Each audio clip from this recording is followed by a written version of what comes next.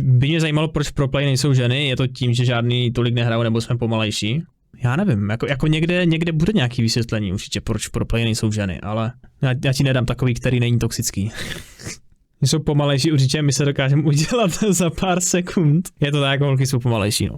My jsme rychlejší, my se rychlejší uděláme. Co lolko udělá s tvým mozkem? Kámo, co nám udělá lolko s mozkem? Už to hraju 12 let, co mi to udělalo s mozkem? Co mi to udělalo s mozkem, čete? Insane cognitive processing. Ten film jsem viděl, to co zajímavý, ale nevím, jak se jmenuje, kámo. Jak se ten film jmenuje, ale zajímavý film. Insane cognitive processing, ability to adapt to any given circumstance and make crucial decisions in split second, crazy hand-eye coordination and fine motor skills, higher than average IQ and literally bigger brain. This description fits some sort of super soldier that was genetically enhanced to have these traits. And if you pair it with inhuman strength, you are gonna end up with Space Marine from Warhammer 40k universe. But I'm not. Cože? Warhammer 40k universe? Space Marines. The description that I gave you fits perfectly with your average League of Legends player, minus physical strength of course. This might be very hard to believe, but studies done by smart people tell us different story. In this video, I'm gonna to bude asi video o těch studiích, co dělali o lolkařích, co? Explore with you absolutely fascinating abilities that our brains have and how playing League of Legends affects them. And for the credibility of this video, I have to disclose some things about myself. From a very young age, by unexplained reasons, I was always interested in human anatomy. This encouraged me to enroll in med school later on, and because of that now I have a bachelor's degree in physical therapy and some international certificates that I obtained through very Ty vole, jaký prostě radlo. painful and exhausting To zažilo ještě Masaryka. learning process. Also, I happen to be a League player, so I will mush those two experiences together to create my magnum opus. I had to tell you all of that because what I'm about to discuss. To je, jak měli lolkaři nejlepší výsledek na IQ z těch ostatních hráčů. No, něco takového, no, přesně. A že prej FIFA hráči mají nejnižší nemoc. Would have little to no meaning if you think that it is coming from some random Discord moderator or something. Before we get into how playing League of Legends affects our brain, first we must understand our brain on a super basic level. Our brain is a highly organized structure of these cells called neurons. Neurons are connected to each other via synapses, and they are amazing at doing one very important thing. They can receive the impulse and they can generate the impulse. So, on a cellular level, our brains are very simple, but when you put 86 billion of those suckers together, they form super complex organ that is our brain. There are... Naše mozky jsou úplně, že super výkonný počítače, no. A tolik informací, kolik se tam dá jako skladovat. Neznám přesný ty hodnoty, jo, ale kdybyste to chtěli, ty informace z toho mozku dát na nějaký jako pevný disk nebo něco, jo, tak by ten pevný disk musel být velký, jak já nevím, jak třeba celá budova, nebo celá místnost, něco takového, jo, že fakt strašně moc informací je v mozku. Two types of neurons, sensory and motor neurons. Sensory neurons carry information. Nevím, možná bylo úplný blbosti, ale něco takového jsem slyšel. From outside world to our brain, and motor neurons carry signals from our brain to executive organs. Now, why do we need to know all of that nerdy stuff? We need to know that to understand how our brain works. It basically takes all the information from outside world. To nepořád nevyužíváme celý mozek. No jako jo, no, oni jako jsou lidi, který přijdou třeba o půlku mozku a furt normálně žijou, že? A furt normálně přemýšlejí, normálně fungujou. Ale mají třeba pak problém s jistýma jako pohybama nebo s nějakým jistým přemýšlením, ne? Asi. No nevím, o tom by musel říct nějaký neurolog nebo někde. Via sensory receptors, then that information is integrated and analyzed inside our brain, and appropriate response is carried out by motor neuron. So everything you ever do in your life, including watching this video or playing video games, is sensory input in your brain. And here comes the cool stuff. Our brain can structurally and functionally change itself in response to sensory input. This ability is known as neuroplasticity. Very fancy term. Fun fact, pronouncing it makes you feel smarter than you actually are. Neuroplasticity is the reason why playing League of Legends can improve your cognitive functions like attention, perception, reaction time. Neuroplasticita, takže mi se lolko deformovalo mozek k lepšímu teda, jo? Chápu správně. And executive functions, problem solving. Jo, že využíváme mozek na 10% jenom, že? A kdyby jsme ho využívali na 100, tak jsme někde jinde. To jsem už viděl hodněkrát, no tady to. A to mi šlo spíš jako nějaký meme, nebo nevím, jestli to je pravda. And decision making. Now, let me ask you a simple question. What is playing League of Legends? Some might say that playing League is shit or garbage, or they might tell you that playing League is like going down a water slide into hydrochloric acid. One might even argue that playing League is worst decision that they ever made in their life. But what they are actually trying to say is that playing League is hard. And it is hard because League of Legends challenges almost every aspect of our cognitive capability. This game is cognitive nightmare. And to illustrate Fakt? Je to kognitivní noční můra? my point, I'm gonna show you some of my gameplay. Do you see something special? Nah, I'm just farming under tower, right? And I miss one minion, but meh, it's fine, right? No, it's not fine. Missing a free minion is a sin. But more importantly, you have no idea what was going on in my head. Let's take a look at this, but from my perspective. Malzahar is pushing wave, I have to farm under tower. Okay, there are 6 minions in total and first one has enough HP. OK, tohohle ti hitne tureta a dorazíš ho. Tohle musíš dorazit nějakým spelem, tohle musíš hitnout jenom autotakem, nechat hitnout turetu a pak ho hitnout druhým autotakem, anebo spelem. Tyhle ty zadní sfarmíš Včkem a Kvčkem. Tohle zadní, co má půlku HP, nemůžeš nechat hitnout turetu tak, turetou. Já si to všímám teďka. Když ta wave jde na tu turetu, tak já úplně přesně vím, jak bych tu waveu polázitoval. Víš co? Úplně přesně mi to prostě vyskočí v hlavě ten postup, jak to mám polázitovat. HP to tank one tower hit and I will kill it with auto attack. Second minion is too low, I can't kill it with auto attack. So... To takové věci, které se naučíš tím, že tu hru hraješ a ne, že by si to nějak studoval vole v tabulkách nebo nevím, vole kde. To se naučíš automaticky, no, tím, že toho trávíš čas. I lose my W. Okay, third minion has enough HP to tank one tower hit, but I can't kill it with auto attack, so I'll throw my W on it and use Q to farm. Jo, a teďka musí dát auto tak do tohohle. Ten minion, který je nejblíž k turetě, tak dostává vždycky hit. Takže dáš auto tak do tohohle, tureta to hitne a ty dáš druhé. A pak pomocí spelů musíš plázitovat ty další, no. Both minions. Closest caster minion is full HP, I'll auto it once and use E to kill it and push other two minions away because this minion is too low. Fuck, I missed auto attack on full HP minion, okay. No, teď dát auto tak do toho prvního, ale dal ho do druhého, no. Ale může to lázitnout Kvčkem, ty oba ještě furt. Furt je může lázitnout Kvčkem ještě, když to hitne tureta, dívej. I can't kill both of these minions because my abilities are on CD. Jo, on má cooldown, aha. I'll just grab one and last minion has enough HP to tank one tower shot and I'll kill it with auto attack. All of those things are happening in my... To je jako děje se ti to v mozku, no, ale když to máš tak zažitý, že prostě, že to je automaticky. Může to být strašně těžký pro člověka, který to nemá naučený, no, to jako chápu. Brain in split second. I literally have to harness all of my cognitive strength to not miss minions, but I made one wrong decision, which caused me to lose one CS. Funniest thing is that farming minions under tower isn't even that impactful in game, nor it is hard. There are so many scenarios where your cognitive capabilities are tested rigorously, and every time you fail, you are risking to lose a game. Even a simple act of farming minions requires number of cognitive processes to be executed flawlessly, such as tracking every minion that you see, constantly monitor their HP bars, look for caster minions projectiles, constantly adjust your... Musíš během toho, co tradiš, tak musíš vnímat tady HPčka minionů, no. Jako jo, v tomhle tom je to asi záhulu pro ten mozek, no. Už to týpek říká, tak asi jo.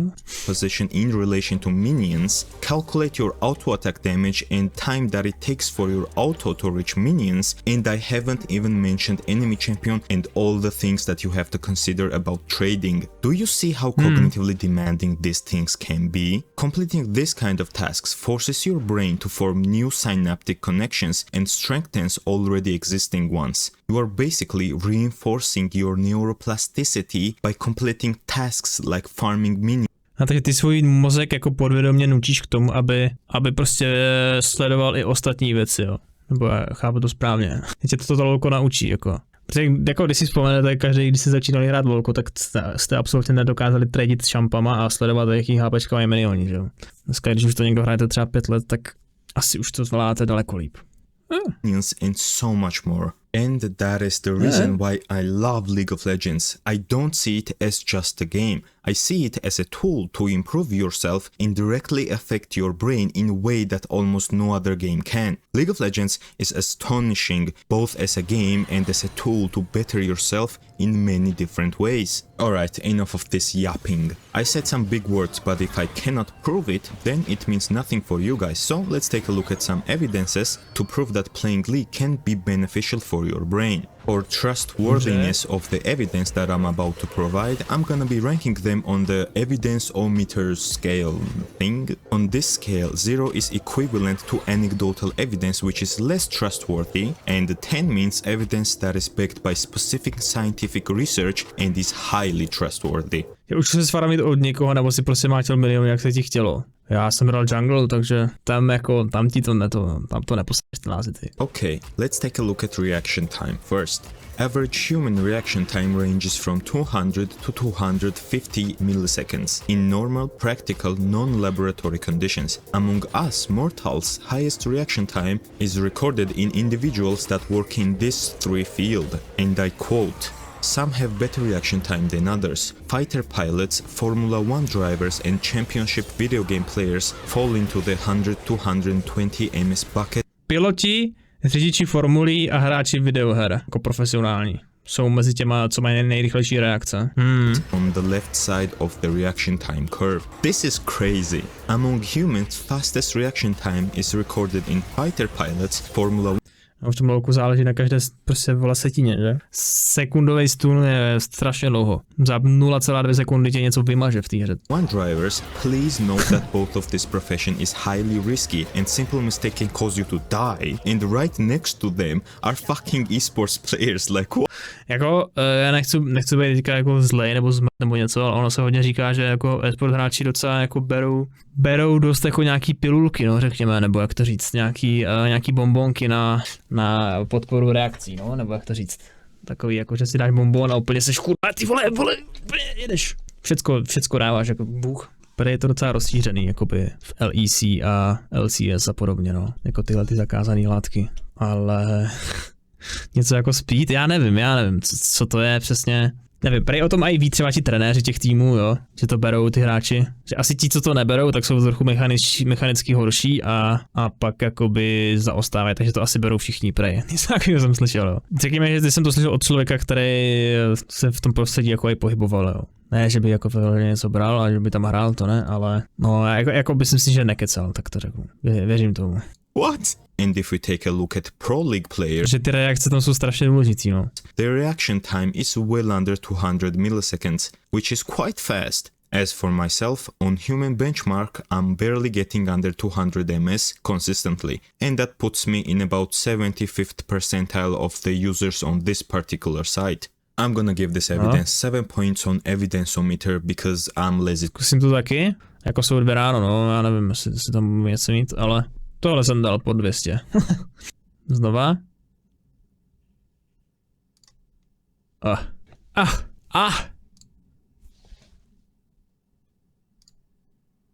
192. Dejte mi ještě pár pokusů. Už se zlepšuju, dívej. No, není to hrozný, ne, úplně. Když pro hráči mají okolo 120. Ale jsou 2 ráno, hej, jsou 2 ráno, ne, já se můžu vymluvit, jsem unavený už 6 hodin streamu skoro. Kdybych si dal kafe a dělal to odpoledne, jdeme dál s videjkem. Gonna give this evidence 7 points on evidence-o-meter because I'm lazy to look up for more things in research papers, so minus points for that. Next evidence is video from Wired that was published 6 years ago. In this video, number of cognitive tests was performed by average non-League of Legends player and Pro League player. These tests were designed to push cognitive processing capability to its limits, and you can check those tests in the original video if you are interested. Results showed that Pro League player performed better in more complex tasks in terms of results compared to. To asi kvůli tomu, že prostě v tom lolku vnímá tolik věcí najednou, že jo? Tak tě to naučí jako i v reálném životě, jako vnímat víc věcí najednou a vnímat je dobře, že tak řeknu jednoduše, že? Average population. By mě zajímalo, proč pro play nejsou ženy, je to tím, že žádný tolik nehrajou nebo jsme pomalejší? Já nevím, jako někde bude nějaký vysvětlení určitě, proč pro play nejsou ženy, ale já ti nedám takový, který není toxický. Pro League player was in 98th percentile, which is nuts. This is a proof that playing League can improve your cognitive processing. I'm gonna give this one 9 points on evidence-o-meter. Those cognitive tests are no joke, and people that were in the video are professionals at what they are doing, so this is really trustworthy stuff, pretty cool. Alright, next up is this Jsou pomalejší určitě, my se dokážeme udělat za pár sekund. Je to tak, jako holky jsou pomalejší, no. My jsme rychlejší, se rychlejší uděláme. But questionable study about average IQ in gamers. Results suggest that League of Legends players have... To příroda za to může prostě, no, nám dala takový geny, aby jsme se udělali do 5 sekund, kámo, aby jsme se prostě rozmnožili za každou cenu, chápeš? Dej mi toxický, což toxický vysvětlení, proč holky nejsou ve sportu, no protože jsou špatný, no. Sorry. Nevím, jako řekněme to takhle. 95% hráčů lolka si myslím, jsou kluci. Těch 5% co jsou holky, tak jako už to samo o sobě dělá hodně, jo. Že tam těch holek je daleko míň. Ale taky z nějakého důvodu prostě jsou horší v té hře, no já nevím. Mně nebude nějaký vysvětlení toho, ale nějaký netoxický třeba. A 4% jsou supporti, jo. Nevím, kámo, nevím. Highest average IQ of 120.4, which is quite a lot. There were Máme LOL hráči mají průměrný IQ 120? Já upřímně nevím, jaký mám IQ třeba. Takže. Basically smartest people in the group, but there are some problems. A ta Dota je, vole, 111, no? Here. Co by na to řekli dotaři? Sample size in this study was 1000 gamers who were distributed between No, bylo to 1000 hráčů, no. 20 different games. That gives us 50 players for each game in the study, and there was nothing. Je to vlastně studie jenom na pár lidech, no. Asi nemůžeme brát vážně, ale tak jako, ty vole, něco to znamená, možná. Mentioned about League of Legends players rank, so I don't know. Jsem jednou napsal Charmy na streamu, že mě překvapuje, jak je dobrá, a dostal jsem ban na den. Prej něco ve stylu, ať mě nepřekvapuje, že holka hraje dobře. Generalized data from only 50 players that we don't know much about is kinda sus. And because of the flaws in the study and lack of generalization, I'm gonna give this one 4 points on evidenceometer. Máme lepší sense? I wouldn't really trust this study alone, but it shows us interesting correlation between playing League of Legends and having higher than average IQ. It is an interesting trend to say the least. Okay, next one is the most fascinating study about League of Legends players. This one found positive correlation between rank in League and cognitive flexibility. Now, what does this mean? Cognitive flexibility, by definition, is the ability to switch between tasks and adapt to new information. What researchers found is that if you are more cognitively flexible, you are more likely to achieve higher rank in League. But it goes the other way around as well. If you want to be higher rank, you are forced to be more cognitively flexible. So, League can train your cognitive flexibility. This is by far the best effect that playing League can have, because cognitive flexibility is one of the most important skills that we can develop. Když jsem dělal ten climb do Challengera před 7 měsícema, tak jsem se během toho climbu strašně zlepšil, že jsem pak, když jsem zapl pak stream, tak jsem úplně strašně dobře klikal, úplně mechaniky jsem měl jako hovado dobrý. Teďka už se to zase trochu zhoršuje, ty poslední měsíce, co hraju jenom jako for fun, že? Ale taky se mi to asi zlepšilo díky tomu, no, tady to kognitivní vnímání a mechaniky a všecko, no. Když to 2 týdny tak tryhardíš třeba, jak jsem tryhardil já off-stream, tak fakt jsem to na sobě poznal dost, no. To bylo hostý, to byl dobrý pocit. Cognitive flexibility isn't just the ability to switch between tasks, it is the ability that allows us to shift perspective, question our decisions and see things differently, to find out what works and what not. Cognitive flexibility is basically and literally your intelligence. This is fucking Jo, tak jsem si hodně chytrý, já nevím. Crazy. I'm gonna give this study 69.9 out of 10 on evidenceometer. This shit is pure science. So, believe it, people. League is cognitive flexibility. League is higher IQ, fast as fuck reaction time, insane. Ok, humanoid měl 150, 148, já jsem měl 180, že jo? 181 jsem měl. To je takový rozdíl, že?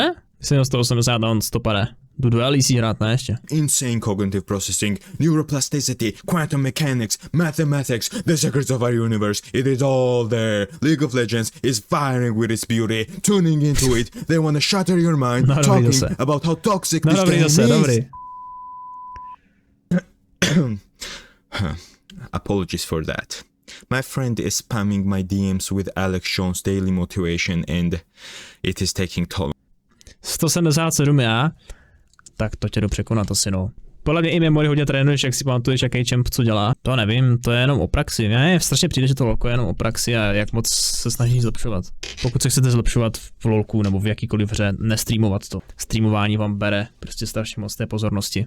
kognitivní, řekněme, jo, když jsme takhle chytří už teďka, kognitivní pozornosti vám to bere hodně. No já nevím, já jsem se prostě v tom lolku zlepšil linie off-stream, no, ještě předtím, než jsem vůbec streamoval, že jo, a pak jsem hrál pro play a blablabla. Nevím, je to přijde, že to je strašně o praxi, no. Musíš hrát, musíš mít život, musíš hrát, přemýšlet nad tím pořád. Co udělat jinak, furt té hry přemýšlet, co jsi mohl udělat líp třeba. Reakce jsou taky hezký, ale jak jsem říkal už 1000krát, důležitý je očekávat, že se něco stane v tom fightu, že ti třeba přiletí účko na hlavu nebo nevím. Než mít rychlý reakce, je důležitý to čekat a bejt na to ready zareagovat. To říkal i Faker tohle přesně. Řekl to až po mně samozřejmě, jo, je to pravda. Už se zlepšuju. Ale tohle ten test je taky docela o tom, jak to asi zkoušíš moc, no. Kurva. No tak nic, no. 160 vzdal, ale nějak přeháníš, ne? Už jsi skoro jak humanoid. Jak dlouho jsem hrál pro play, tak 3 roky. Já jsem pak musel jít makat do fabriky. Už mi bylo 19, tak jsem musel ukončit kariéru. Už nebyl čas, fakt, no. Už jsem prostě musel jsem si vydělávat na život nějak, no. Bohužel. To je trochu škoda možná, někdy mi přijde. Na druhou stranu, e-sport není žádná prdel, vole, a někam se dostat je mega hard. Nevím, jestli bych měl na něco. Nevím.